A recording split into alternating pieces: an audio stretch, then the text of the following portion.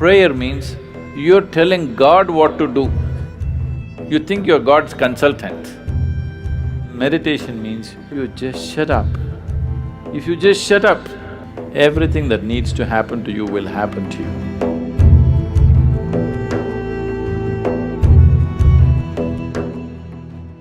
So touching that dimension which is beyond the physical means you want to touch that dimension which is the basis of the physical. When you say that which is the basis of the physical, what you're talking is that you're not interested in creation, but you're interested in the source of creation.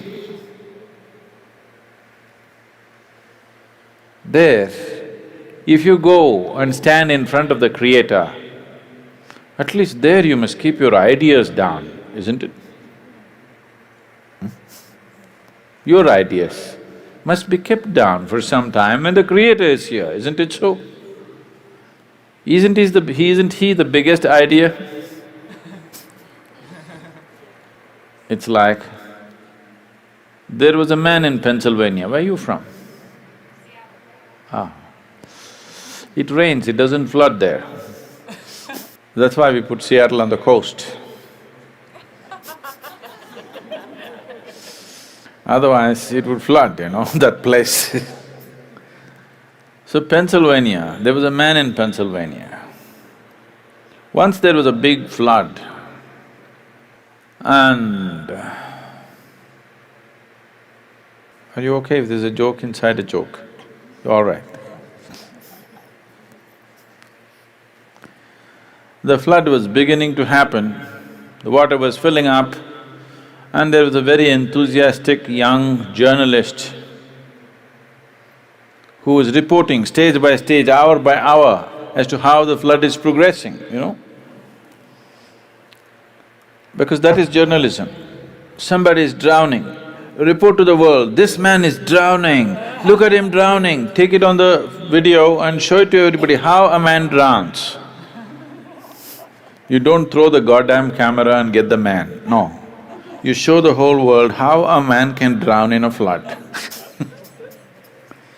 So, these are not the days of video cameras, only, Morse code is how the report is being filed. So he filed a report very eloquently, he said, as God sits and watches, the water is filling up in this part of Pennsylvania and houses are going down and this and that, and described it in very eloquent terms. Then he immediately got a response from his editor, leave the flood, interview God. God is sitting and watching, he thought he's somewhere here and forget about the flood, interview God. They didn't get to interview him, it continued. Many homes drowned, many people died, but one man survived. This man who survived went to New York City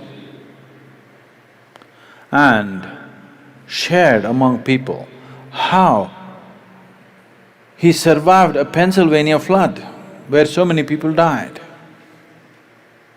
People gathered. Then he went to Boston and talked about how he survived a Pennsylvania flood, and more people gathered. Then he came to Seattle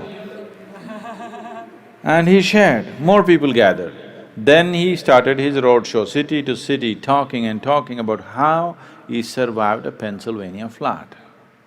He became a famous speaker in America, and then naturally,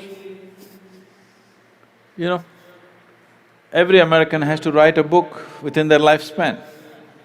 So he wrote a book, how he survived a Pennsylvania flood. It became famous, he spoke everywhere, and his engagements became international.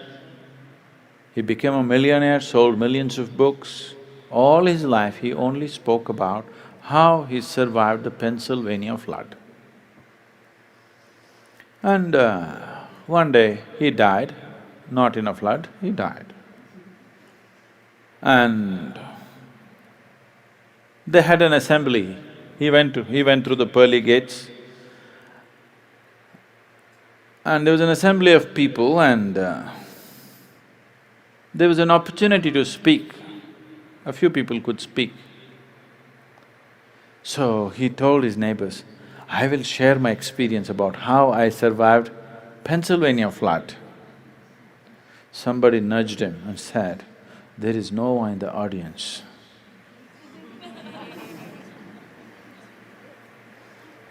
Okay? So, now you don't go stand in front of that which is the basis of creation and throw your ideas at him. You are his idea. Yes? You are just a figment of his idea. If he withdraws his idea, you're gone. So you don't put your ideas.